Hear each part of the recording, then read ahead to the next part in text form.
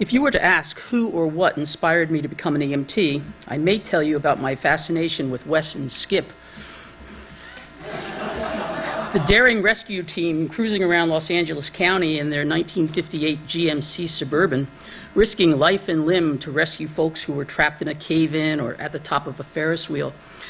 The TV show Rescue originally aired from 1958 to 1960, and I remember pretending to be Skip, because I liked the name, and performing heroic rescues in my backyard. But I was only 6 or 7 years old, and so perhaps that was not really the start of my career in EMS. Instead, perhaps the inspiration came during my years in college, with the incredible adventures of Johnny and Roy, the intrepid LA firefighters who trained to become the nation's first EMTs on Emergency, the TV show that aired originally from 1972 to 1979. No, to be honest, that wasn't it either. I never gave the emergency services a thought until I had been here in Alfred for 6 years. In fact, the emergency medical services had never even touched my life. I never saw an ambulance in my neighborhood or at college. Trips to the ER were by private vehicle, and there were trips to the ER for my family of 9 kids. The most notable example was when I was about 10 years old, and my youngest brother sounded like he was choking. My dad had my oldest sister call Mom to come home with the car so they could take Chuck to the hospital. No one considered calling an ambulance. My first encounter with an ambulance was when I called one for a student who had a grand mal seizure during my stats exam on a Saturday morning in May, either 1983 or 84. I found myself running around to find keys, to get to a phone, make sure the first floor doors were unlocked by running down the stairs, checked back in the classroom by running back up the stairs to the 4th floor, ran down the stairs again to open the elevator for the ambulance crew, and then ran back up the stairs to the classroom. I did not know at the time that the crew had their own keys and that the assistant chief was the university's registrar. He told me that when he first saw me at the Science Center, he was afraid I was going to collapse and become a second patient. Quite simply, I had freaked out during the emergency. In the aftermath of that event, I experienced hypersensitivity and flashbacks. For example, I tried to relax that afternoon by reading a novel, and minutes into the story, a side character suffered a seizure. I think I threw the book across the room. So I decided to watch TV, mindless TV, but when I opened the TV guide to see what was on, a program description jumped off the page at me. Arnold's friend has a seizure. I did not turn on the TV. The next day, a choir I belonged to had a performance in Angelica. Up on stage, in the middle of a piece, an ambulance went by with the siren blaring, and I had a flashback. And the next thing I knew, the song was over and we were starting a new one. I assume I sang my part, correctly of course, but my mind was back in my classroom, watching the student having a seizure. So I drew the most logical conclusion about myself. I'm useless in emergencies because I panic.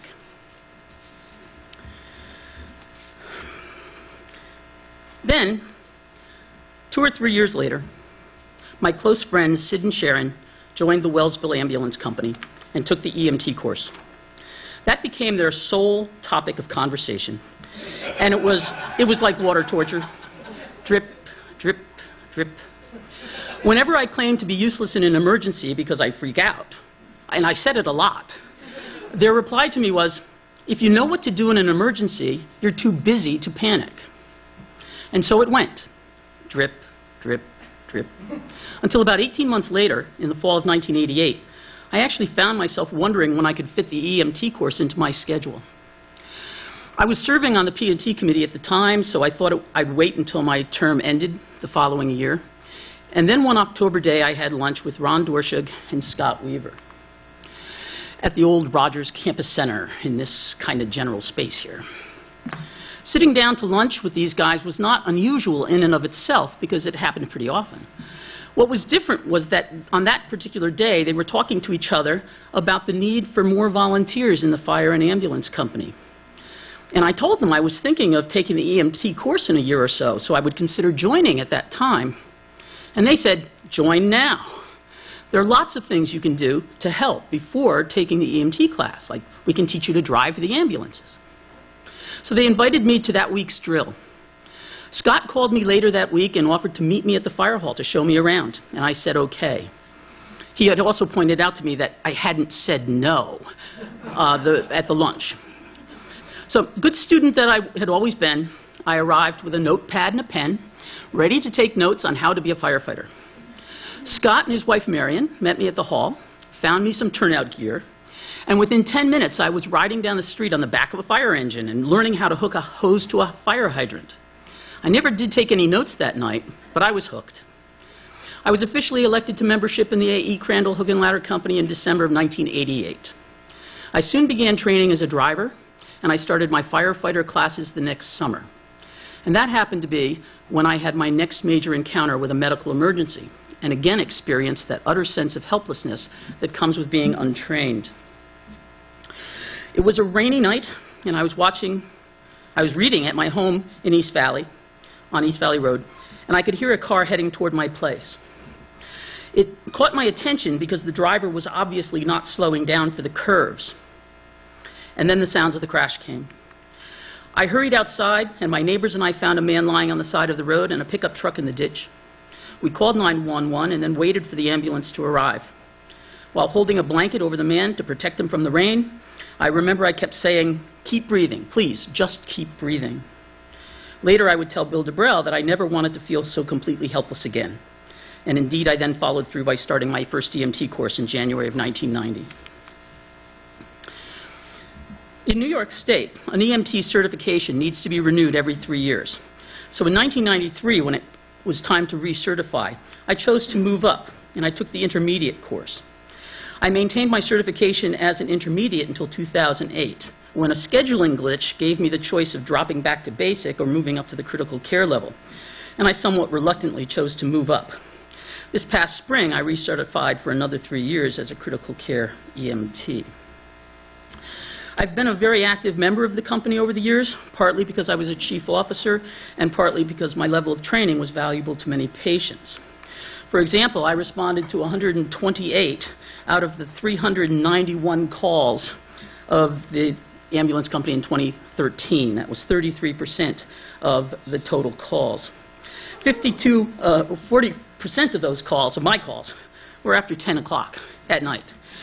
So sleep deprivation is simply a part of my life and has been for many years. When Bill asked me to consider doing a Bergen Forum on the ambulance side of things, as a follow-up to Otto's forum on the fire side, I needed to decide on the approach that I would take. I've been to some funny presentations at EMS conferences, and I've read some funny books written by EMTs. Did I want my talk to be funny like that? I could certainly share some of the dark humor that emergency services personnel, law enforcement officers, sometimes resort to as a stress reliever. We'll often finish these tales with phrases like, "What was he thinking?" or "How could she possibly think that was a good idea?" For example, I could tell you what happens when a late middle-aged woman puts on a silk nightgown, sits on the edge of a bed covered in satin sheets, right after drinking a six-pack of beer. Or I could tell you about the man who spilled gasoline down the front of his pants as he was removing the nozzle from the gas tank. He set off down the road and then tried to light a cigarette. Witnesses at Shorts were startled to see a car come speeding into the driveway with flames behind the wheel. But as these stories and others began to drift through my head, I had to admit to myself that these patients, and all the patients who might be featured in my stories, probably would not see the humorous elements of their situations. So because I typically meet patients when they're having a bad day, I decided this forum should be a fairly straightforward presentation of the wide range of cases I've encountered as an EMT in Alfred. And while this talk will sound like it's all about me, I do want you to know that I was never alone on these calls. At least not for the entirety of the call.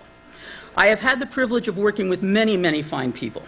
I've come this far and stayed on the job this long because I was inspired and mentored by a parade of wonderful EMTs, including Clem and Mike Webb, Scott and Marion Weaver, Linda and Ron Dorshug, Barb Fletcher, and John Coburn.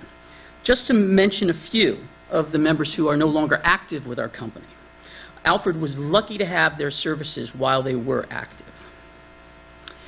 So now let's get to my life and my experiences as an EMT. One thing I learned pretty quickly was that the medical treatment of patients was only one part of the picture. EMTs will find themselves having to perform a number of interesting or challenging tasks along the way. One example for me has been having to find creative solutions to logistical problems, such as getting the patient into the ambulance. Once I needed to find a way to extricate an elderly woman from an upstairs apartment with a narrow staircase, while the patient's dislocated shoulder had her arm at an extremely awkward angle. In another case, I had to figure out how to lift and carry a patient out of a house that would rival any episode of the TV show Hoarders. There was absolutely no room to maneuver around the patient, and the pathway to her room was narrower than the stretcher that we needed to carry her. I've had to find ways to get patients down from high places, like when we needed to extricate a man with a back injury from a second-story building that was under construction and had no stairs. So ultimately, we brought in a front loader. Or when a man on a roof shot himself in the knee with a nail gun. Another practical skill that I've learned is how to perform a thorough grid search, like they do on CSI programs. I've participated in searches through the woods and in fields, first for a lost 6-year-old, and later for an elderly man who had wandered away from his disabled car. The child was found safe and sound, but sadly the elderly man had died. The emergency medical training I have received has been put to the test in a number of different types of life-threatening situations, and the outcomes for the patients were not always favorable. I have treated patients who have experienced bullet wounds, BB gun wounds. The bullet wound was a hunter shot accidentally in the woods. Performing CPR as you're trying to extricate a patient from the woods is quite challenging, as Paul will be able to attest. The woman who was shot with a BB gun was hit in the neck, and the angle sent the BB into her lung, so she had a collapsed lung and she was bleeding internally. I've treated patients with burns, including that driver that I mentioned earlier, and a child who ignited his clothing when he was playing with a lighter that had had the child-proof safety features disabled. Was I angry at the adults or what? I've treated patients with life-threatening allergic reactions, anaphylaxis, status epilepticus, which is a non-stop life-threatening seizure, and I've treated a number of patients having a stroke. Some of these patients have survived, some of them did not. And I've treated patients who were hemorrhaging, once following childbirth, several times following the rupture of surgical stitches or other closures. I have also treated knife wounds, self-inflicted cuts, a chainsaw accident that nearly severed a man's foot. When the mechanism of injury suggests the possibility of a neck or spine injury, EMTs must take spinal precautions. I've performed these techniques on hundreds of patients, and in all but one case, the precautions proved unnecessary. But I will always remember that ride to the hospital with the one patient who had indeed suffered a spinal cord injury, because he could tell that something bad had happened. There was nothing I could say to reassure him. I couldn't say, everything will be okay. And it wasn't. I've also treated a man who had his leg crushed between a truck and a dumpster. Falls are another fairly common cause of serious injury, and the type of injury varies. In one case, I treated a father who fell into the ravine off West University trying to get to his daughter who had fallen first. She was unhurt, but he suffered a major leg injury.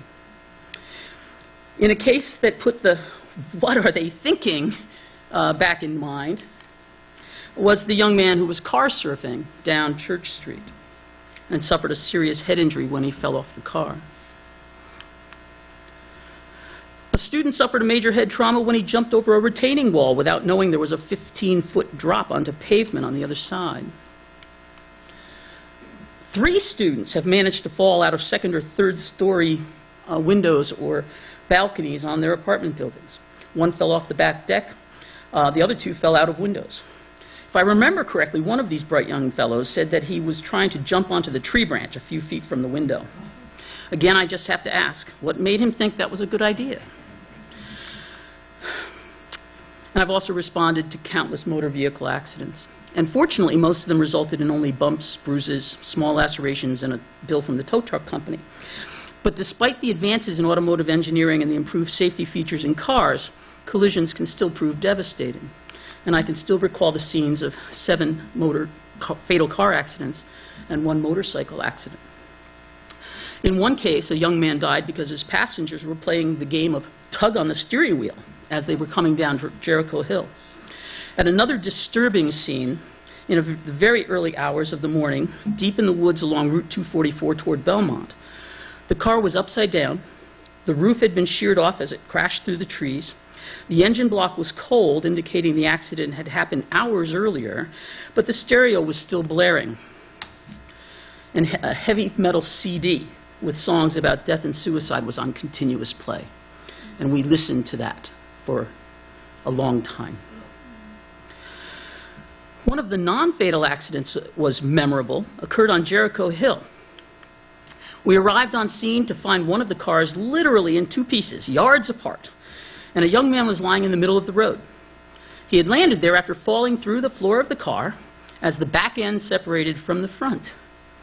Somewhere during this whole process, there was a collision with another vehicle carrying a young woman and 2 small children. Fortunately, the patient in the road, who had been the back seat passenger in the car, proved to be okay. But the young child in the back seat of the other car showed signs of potentially serious injury, and we had him airlifted to a trauma center. This case highlights one of the major frustrations of being an EMT, and that is we don't always learn the outcomes of our patients.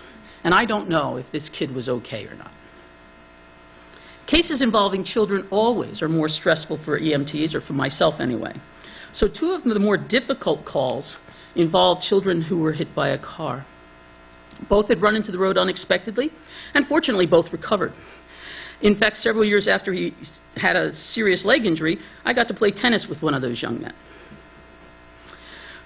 I have also treated a skateboarder who was hit by a car.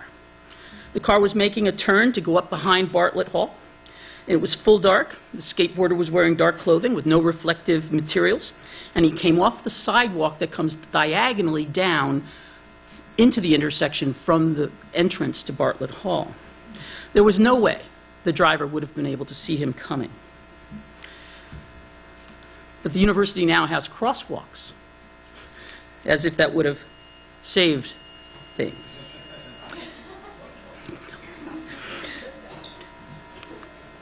Skateboards and bicycles have also been involved in their fair share of injuries over the years.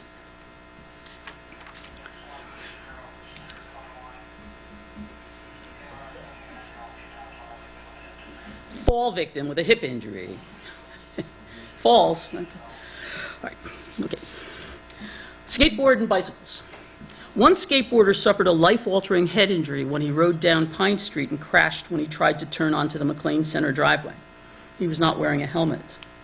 In one bicycle accident, I remember, the young man rode full speed down Jericho Hill and then tried to turn onto Terrace Street without slowing down enough. It was very fortunate for him that he came off the bike in the bushes of the Conleys' backyard, because the bike crashed into the rocks in the middle of the creek about 15 feet below.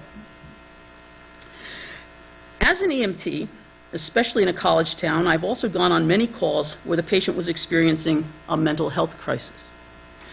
I've transported patients suffering from depression and suicidal ideation, for anxiety and panic attacks, probably several times each year.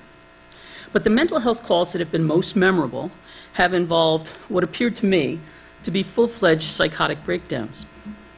The first case I remember involved a woman who was on campus for a summer music program. She apparently had a psychotic break and was found locked in a restroom stall. The police and the EMS crew determined that she needed to be restrained for our safety during the transport to the hospital. And on the way, she tried to convince me to untie her. And she was getting orders from gods and demons and that I should join her in their praise. The look in her eye was absolutely chilling. And I found myself thinking, I don't want to meet that thing in a dark alley. Then we got her to the hospital, and we transferred her to the hospital bed, still in restraints. And I overheard one of the nurses say to the other, "If she levitates out of that bed, I'm out of here."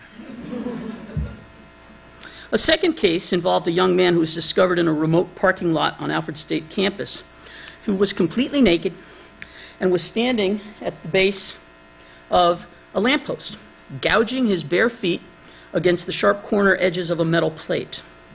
His feet were in shreds, but he kept ranting on about aliens or demons or something. I don't recall the exact details, but he either introduced himself as Jesus Christ, or he decided that one of the members of the ambulance crew was Jesus Christ. That very same EMT would later be mistaken for Santa Claus by a very happy drunk. I've described a wide variety of emergencies that I've faced over the last 24 years. The tough calls, the ones that are most difficult to handle emotionally, are the ones where we can't save the patient, no matter how hard we try. In addition to CPR, I'm trained in advanced life support measures and the administration of a number of antidysrhythmic drugs to use when patients are having a heart attack or are in danger of going into cardiac arrest due to a rhythm change of the heart. But together these measures are successful in only about 6% of cases of cardiac arrest, and then only under ideal conditions, including immediate CPR and defibrillation within minutes. I did not have the joy of being on the call here in Alfred, where a team of my colleagues saved a 43-year-old man who was back at work within 14 days of his cardiac arrest. All of my CPR calls have been unsuccessful, but two have been particularly difficult for me to cope with, and they involved performing CPR on young adults who had been perfectly healthy minutes before, but were now dying, and I did not know why. Later, I would learn that one of these patients had probably suffered a pulmonary embolism, where a blood clot broke loose from a leg injury and lodged in the lungs, preventing her from getting oxygen. In the second patient, he had apparently suffered a blow to the throat that damaged his trachea and blocked his airway. For both patients, the lack of oxygen put them into cardiac arrest. But because the underlying cause was not a problem with the heart itself, CPR, defibrillation, and the antidysrhythmic drugs could not save them. Intubation and ventilation or rescue breathing could not save them because the air could not reach their lungs. Two vital, healthy young people were dead, and I could do nothing to save them, and that still haunts me. So I've been telling you about the more serious and more tragic calls that I've experienced as an EMT. But the vast majority of the calls I've gone on have been much more mundane or routine, at least from the EMT's point of view. I've transported countless patients suffering from general illness or abdominal pain. The abdominal pain might have been induced by kidney stones or appendicitis or just food poisoning. Other common routine calls have involved asthma attacks or other breathing difficulties. Most respiratory difficulties are treated easily and effectively with oxygen. For an asthma attack, we can also administer some of the standard treatments such as albuterol. It's highly effective. Lacerations and abrasions, limb injuries such as sprains and strains and fractures and dislocations are all routinely bandaged and splinted as necessary. Alcohol intoxication is involved in a relatively large percentage of our calls, so let me say a few things about these patients.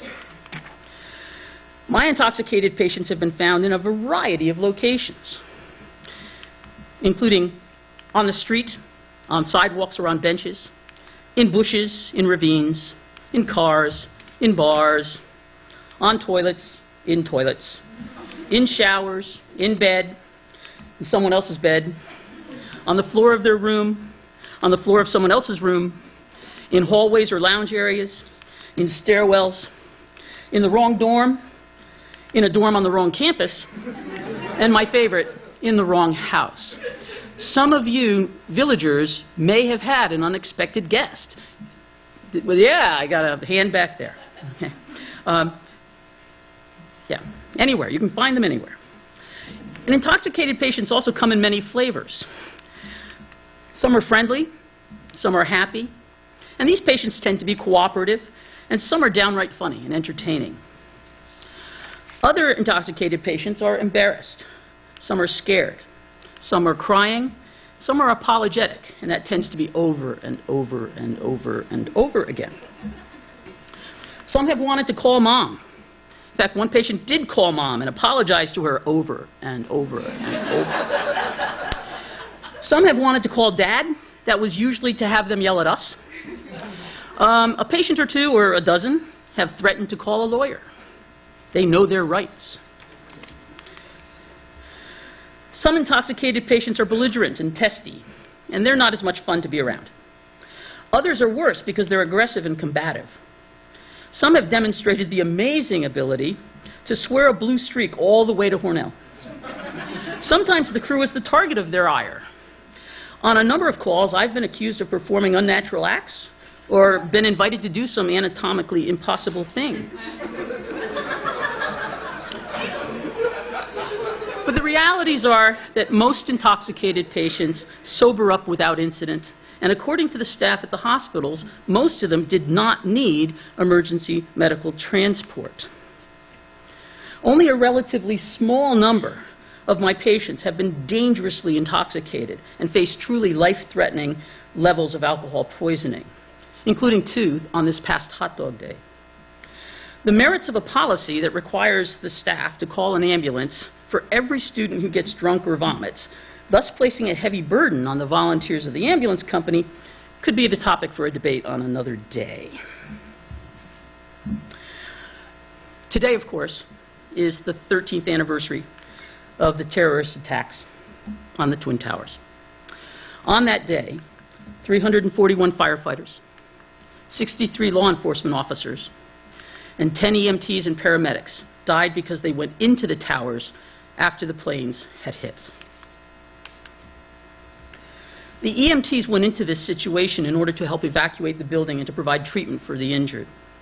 They were doing their jobs.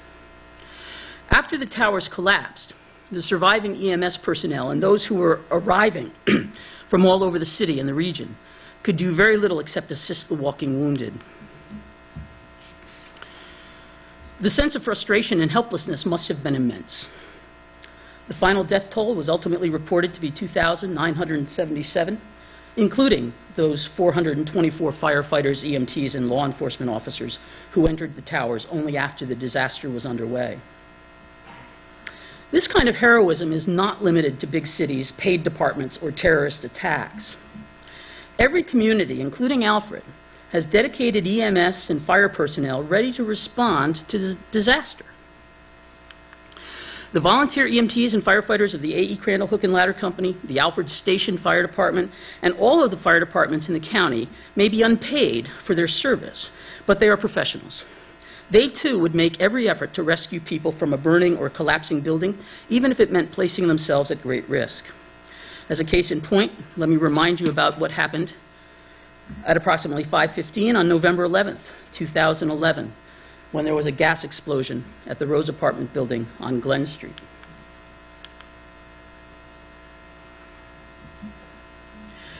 This shows the remains of what I think is the southwest corner of the Rose Apartments following that explosion. When I arrived on scene, just maybe 3 minutes after the initial reports, because I was already in my car at the time, I saw neighbors of the building, neighbors from across the street, helping tenants come out of the building. And as they arrived, the police officers went into the building to help. And as the fire and ambulance personnel arrived, the rescue personnel joined the interior search, despite the real danger of further collapse. Looking at the structure and the utter destruction of the south wing, there was no doubt in our minds that there had to be people trapped in the rubble. So we searched as thoroughly as we safely could, which was limited to the perimeter of the collapsed wing. We fully expected fatalities. I know I was mentally preparing myself for the task of searching for and recovering bodies. In the meantime, the police had taken responsibility for identifying all of the tenants of the building and then trying to locate them. We could only stand and wait to learn how many tenants could not be found. Fortunately, after many hours of investigation, hundreds of phone calls, the police and the building owners were in fact able to assure us that all of the tenants were accounted for and that no one had been trapped inside the collapsed section of the building. And the residents who suffered injuries in the blast, in fact, have all recovered from those injuries. So even today, when I look at those photos, I can't help but think it was a miracle that no one died.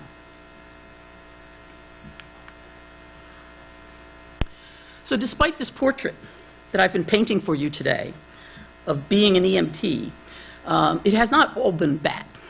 Okay? There have been good times too.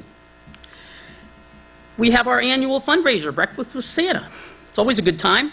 The food is good. The price is right.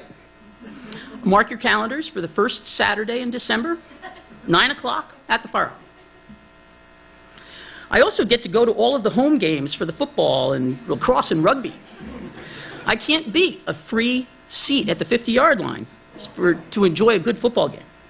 And we usually get to stay for the whole game. We also engage in interesting and challenging and fun training exercises, such as auto-extrications, and most recently coming up next is active shooters on campus. Now let me be clear, I think training with equipment like bulletproof vests and learning Army-based tactics for field medicine will be fun, but I don't ever want to use it. And of course there can be positive experiences working with patients too. In fact, my greatest and most favorite experience as an EMT was earning my stork pin.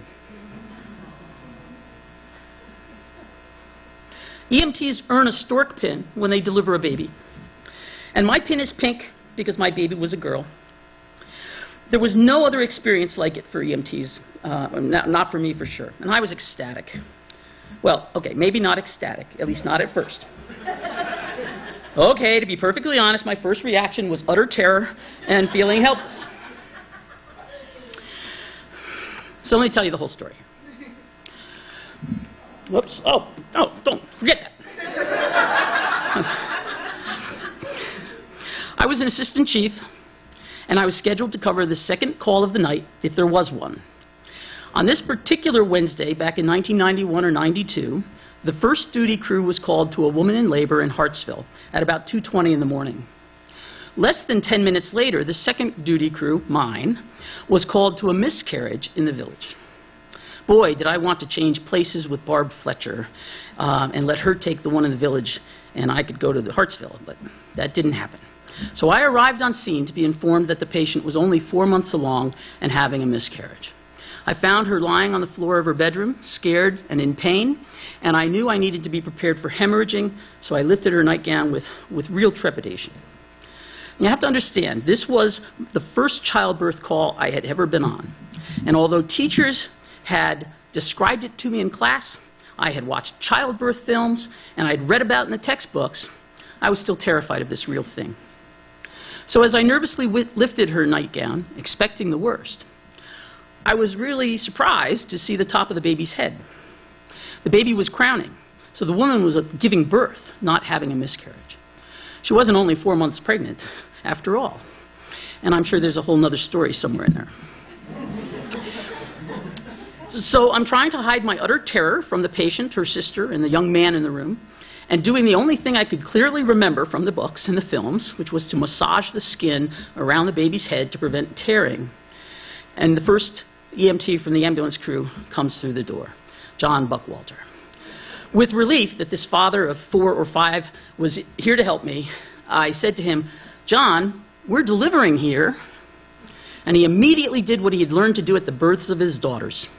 He knelt down at the mother's head.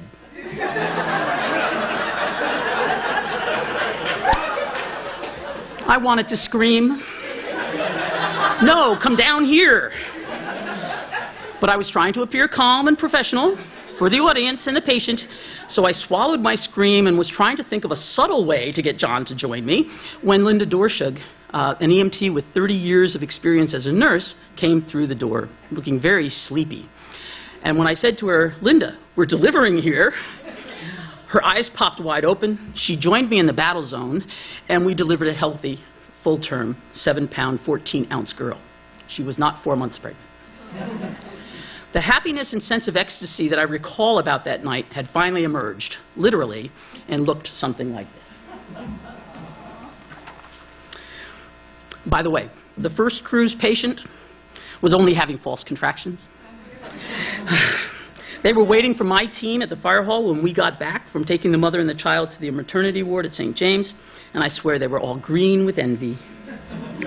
And yeah, and everybody on my crew got a stork pin. I wondered if John deserved one, but he got one anyway.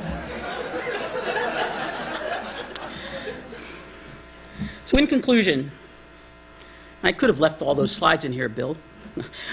In conclusion, while I got into this business as the result of torture, drip, drip, drip, and perhaps there was a tad bit of competition between me and Sid and Sharon, I was very glad that I did so. While a vast majority of the cases have been routine and straightforward, my work as an EMT has provided an important service to the patients and their families. Occasionally, it has been terrifying, and at times, it's been nerve-wracking. I have found the job intellectually and emotionally challenging, and at times deeply fulfilling, but it's always been worthwhile. I am proud to have been able to serve this community that has been my home for more than 30 years. I encourage everyone to find a way to serve their community, whether it be serving on the school board, planning board, or joining the village band, or even joining the A.E. Crandall Hook and Ladder Company. The members of the ambulance company have chosen to use their time, their physical skills, and their emotional strength to provide an incredibly important service to their neighbors during times of crisis. And even if you believe that you would be useless in an emergency and would panic or faint, remember that I believed the same thing until I learned that if you know what to do in an emergency, you'll be too busy to panic. And as Bill mentioned earlier, this afternoon, starting in just a few minutes, AU and ASC are co-sponsoring a community involvement fair. So please go over and see how you can serve your friends and your neighbors. Thank you.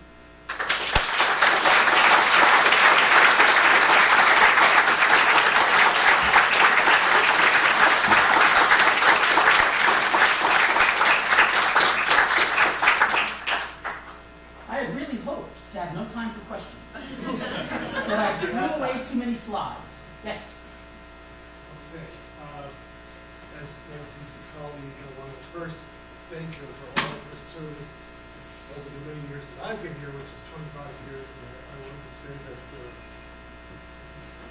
working alongside Nancy, we've kind of seen it all. We've seen her running out the door.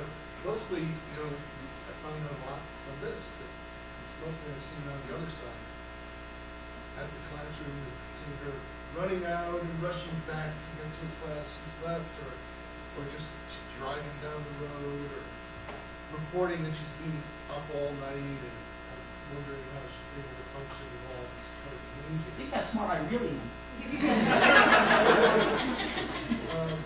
But I began, as I thought about this, I began to kind of daydream about Nancy's beeper. Because, Nancy is not in it alone. She's in it with the beeper. So I kind of imagined that Nancy's beeper going to a beeper conference and talking with the other beepers about his or her experience. And this is what I thought the beeper might say. Nancy's beeper would stand up and say, "Today I consider myself the luckiest beeper on the face of the earth." Nancy never ignores me. She responds diligently as quickly as possible. Regardless of the time of day, the seriousness of the call, the difficulties involved in the emergency, she's always there for me. Nancy never dismisses my beeper. She's truly beeper friendly. And she knows that it may be a false alarm, a smoky kitchen, a student who drank a bit too much. She doesn't judge my needs. She listens to them and always validates my existence. Some of my beeper friends have to deal with harsh users. They report being turned off, ignored, unheard, or disrespected. Never me. I even sometimes think that maybe Nancy loves me. She's never too tired to listen to me. She always tries to understand what I'm trying to say, even when I'm not really sure what I'm trying to say. I guess I think of us as a team that has saved many lives, protected many people from catastrophes, and healed many wounds. I only wish that all beepers would have the privilege of working with us. Thank you very much.